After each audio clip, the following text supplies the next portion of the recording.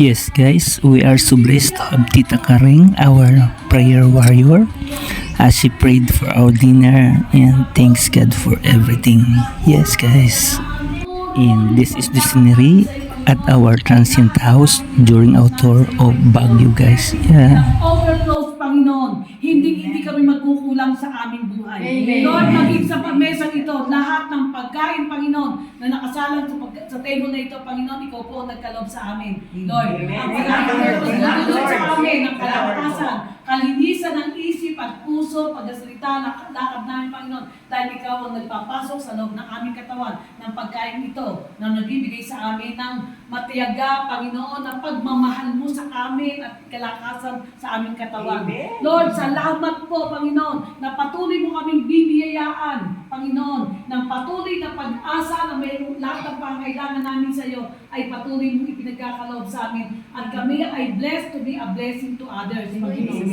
Salamat po, Panginoon. Lahat kami kagamit-gamit sa iyo, Panginoon. Ginagamit mo ang bawat isa sa amin, Lord God. Naniniwala kami, nagtitiwala kami, sumasampalataya kami, na hindi lang basta kami ay nandito, kundi may ginagampanan ka, Panginoon, sa bawat kilos ng bawat isa, sa bawat pagkasalita ng bawat isa, sa bawat pagmamahal ng bawat isa. Magmula kay Ate Dayan, pababa hanggang sa pinakamababa sa amin, Panginoon. Lahat ito, Panginoon, ikaw ang gumagampan at nararamdaman namin. At natitikman namin ang pagmamahal mo, Panginoon. Kahit kami ay iilan lang dito, Lord God, sa bawat oras na pagbubuklod-buklorin mo, ang bawat isa sa amin, Panginoon, mayroon kang kapangyarihan kumikilo sa amin at maging sa aming pamilya, Panginoon. Amen. Lord, tinatanggap Amen, namin sa lahat ng may concern sa amin, sa aming pamilya. Tinatanggap namin ang iyong kasagutan, ang iyong kilo, ang pagkilos, Panginoon, ang iyong pagkasalita, Panginoon, at ang iyong move mo, yung action mo, yung work mo, Panginoon, sa bawat isa sa amin, Panginoon, tinatanggap namin sa pamamagitan ng aming Panginoong Jesus, na siya nagbigay ng kanyang buhay para sa patawaran ng aming kasalanan.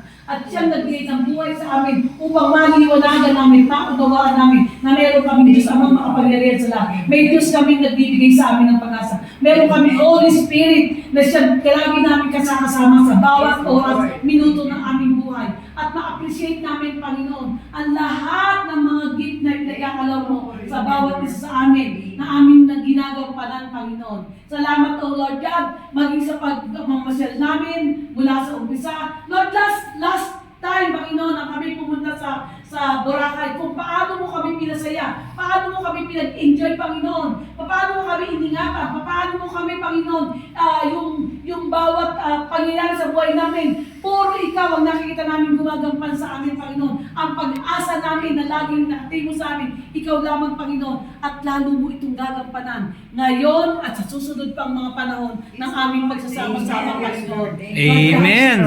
Lord, bumubuo ka ng isang leader sa amin dito, Panginoon, at lahat kami, Panginoon, ay susunod sa lahat ng gusto mo, Panginoon. So, magiging obedient kami, Panginoon, sa lahat ng paggusto mo, Lord God.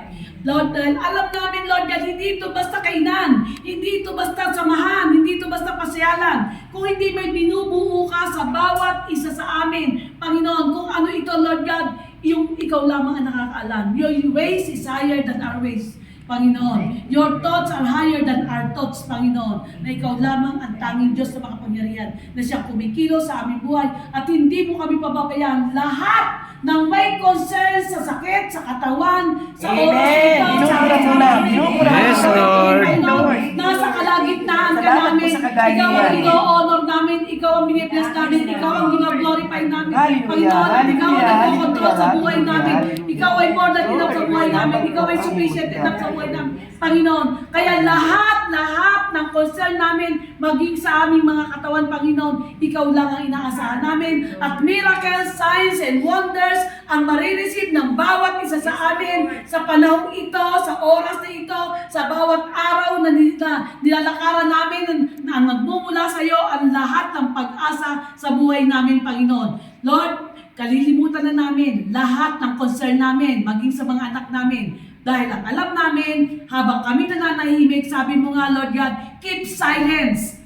And you will fight our battles. You will be the one to fight our battles. So sa iyo kami mananahan, Panginoon. Sa iyo kami dedepende, Panginoon. Mananahimik kami dahil kami ay nagtitiwala sa iyo. Yung level ng pananampalataya namin, higher level ng pananampalataya buhay namin sa iyo, Panginoon, na ikaw lamang at wala nang iba ang kikilos sa buhay namin. And we command the enemy to get out of our lives in Jesus Christ's name. You have no power sa bawat isa sa amin at sa buong pamilya namin. In Jesus Christ's name, wala kang karapatan guluhin ang buhay namin. In Jesus Christ's name, wala kang karapatan, Panginoon. The scheme of the enemy will not prosper sa buhay namin. And thank you, Lord God, that we are all taken care of by you, Panginoon. Ikaw lamang. And our future is in your hand, Panginoon. And devil, as you get out of our life, you never come back. You never come back. In Jesus Christ's name. In Jesus Christ's name. Thank you, Father God. Thank you, Lord Jesus Christ. Thank you, Holy Spirit.